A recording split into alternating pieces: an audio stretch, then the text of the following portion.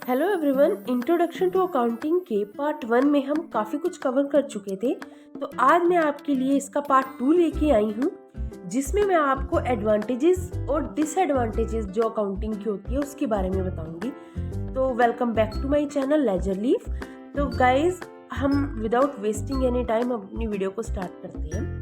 तो सबसे पहला टॉपिक है हमारा एडवांटेजेस ऑफ अकाउंटिंग, यानी कि अकाउंटिंग के क्या लाभ है, क्यों अकाउंटिंग करी जाती है, उससे हमें क्या प्रॉफिट होता है, क्या फायदे होते हैं। तो वन बाय वन करके सीखते हैं। पहला है रिकॉर्ड बिजनेस ट्रांजैक्शंस। आपने पार्ट 1 को अगर अच्छे से देखा है तो आपको समझ में तो आया होगा कि हम एक्चुअल में अकाउंटिंग में क्या करते हैं। जितनी भी ट्रांजैक्शंस होती हैं, बिजनेस ट्रांजैक्शन जिनको मल्टी टर्म में हम लिख सकते हैं, उन सबकी रिकॉर्डिंग की जाती है, ठीक है ना। मतलब उन सबको हम रिकॉर्ड करते हैं। इसके बाद हमारा दूसरा आता है हेल्पफुल इन डिसीजन मेकिंग। जब हमारे पास सारे ट्रांजैक्शंस रिकॉर्ड है, हर अकाउंट बने हुए हैं, हम जजमेंट कर सकते हैं इजीली कि किससे हमें प्रॉफिट हो रहा है, लॉस हो रहा है। तो हम इजीली क्या करते हैं, डिसीजन ले सकते हैं। मतलब मैनेजर के लिए या ओनर के लिए डिसीजन लेना बहुत ईजी हो जाता है। यानी कि जब साल के अंत में P&L अकाउंट बनाया जाता है तो उससे इजीली हमें पता लग जाता है कि हमारी कंपनी प्रॉफिट में आ रही है या लॉस में आ रही है। इसका चौथा फायदा होता है shows financial position at the end of the year. जब 31 मार्च को बैलेंस शीट बनती है तो बैलेंस शीट से हमें ये पता लगता है कि अब कंपनी के पास कितनी एसेट्स है और कितनी लायबिलिटीज है, यानी कि कितनी देनदारी है, जिससे हमें ये पता लगता है कंपनी की फाइनेंशियल पोजीशन क्या है। फिफ्थ पॉइंट में आता है हेल्पफुल फॉर कंपैरिजन। कंपैरिजन कैसे होता है, हर साल अकाउंटिंग की जाती है, हर साल अकाउंटिंग की बुक्स ओपन की जाती है। तो जब हम कंपैरिजन की बात आती है तो हम इस साल की अकाउंटिंग की पिछले 2-3 सालों से कंपैरिजन कर लेते हैं कि पिछले साल हमें प्रॉफिट हुआ था, लॉस हुआ था, उससे पिछले साल हमें प्रॉफिट हुआ था या लॉस हुआ था, या अब हमारा बिजनेस सही चल रहा है, ठीक है। तो हम कह सकते हैं कि हम इजीली कंपैरिजन कर सकते हैं। इसके बाद लास्ट पॉइंट जो इसका आता है एडवांटेजेस में, वो है एविडेंस इन लीगल मैटर।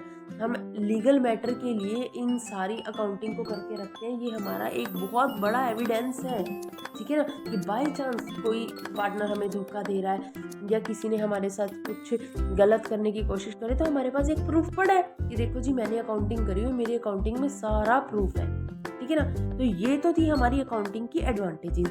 अब इसके बाद आती है हमारी डिसएडवांटेजेस, जिसको हम लिमिटेशंस भी कहते हैं। जैसे एडवांटेजेस को इम्पोर्टेंस भी कहा जाता है, ऐसे ही डिसएडवांटेजेस को लिमिटेशन कहा जाता है। तो चलो बढ़ते हैं अपनी नेक्स्ट स्लाइड पर। तो अब आती है हमारी लिमिटेशंस ऑफ अकाउंटिंग। लिमिटेशन का मतलब क्या होता है कि कुछ इसकी हानियां भी हैं, कुछ सीमाएं भी होती है अकाउंटिंग की। ये जरूरी नहीं है कि अकाउंटिंग करने से सिर्फ हमें प्रॉफिट ही होगा, उससे हमें बहुत सारे लॉस भी हैं, ठीक है। तो वन बाय वन करके डिस्कस करते हैं। फर्स्ट है based on historical cost. Historical cost मतलब पास्ट कॉस्ट, यानी कि पुरानी जो कॉस्ट होती है, पास्ट कॉस्ट, सिर्फ उसी के ऊपर बेस्ड होती है अकाउंटिंग।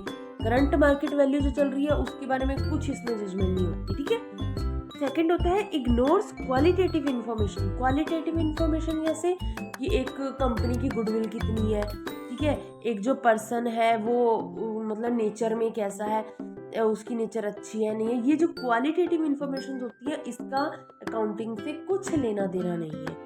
क्यों? क्योंकि वो तो सिर्फ मॉनेटरी टर्म को ही रिकॉर्ड करता है। Possibility of errors and frauds. कैसे हो सकते हैं एरर्स इसमें बिल्कुल हो सकते हैं एरर्स।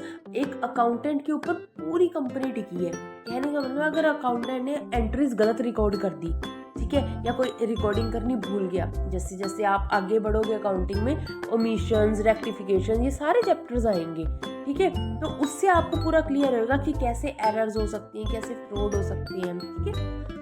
इसके बाद फोर्थ पॉइंट आता है नॉट फुली साइंटिफिक। मतलब इसको पूरी तरीके से साइंटिफिक नहीं कहा जाता। क्यों? क्योंकि जो अकाउंटिंग होती है ये एक आर्ट भी है और आर्ट में कमियां भी आती हैं, है ना। साइंटिफिक तो वो होता है जो पूरा 101% रूल्स पे चलता है कि हाँ, जो रूल खराब नहीं होने वाला, टूटने नहीं वाला। बट जो आर्ट है उसमें तो प्रॉब्लम्स आ सकती है। तो अकाउंटिंग को आर्ट भी कहा जाता है और साइंस भी कहा जाता है, ठीक है। इसके बाद इसकी फिफ्थ जो लास्ट लिमिटेशन है वो है affected by personal judgment. Personal judgment से कैसे अफेक्टेड होती है? देखिए, ये नहीं है कि एक ही मेथड के थ्रू अकाउंटिंग चलेगी। स्टॉक वैल्यूएशन हो गया, डेप्रिसिएशन मेथड हो गया। मैं अभी जो आपको भारी भारी से ये पॉइंट्स बता रही हूँ, ये आपको धीरे धीरे जैसे जैसे आप करते जाओगे अकाउंट्स, वैसे वैसे आपको क्लियर होगा। ठीक है।